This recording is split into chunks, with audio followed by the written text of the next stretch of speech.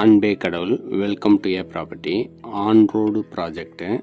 900 square feet individual 1 BHK attach பாத்ரூமோட ஒரு bedroom அமைஞ்சிருக்கு. காமன் ரெஸ்ட் ரூமாக ஒன்று அமைச்சிருக்கோம். அருமையான இந்த வீட்டை வாடகைக்கு தான் விட போகிறாங்க. யாருக்கும் வேணும்னா எங்களை காண்டாக்ட் பண்ணலாம்.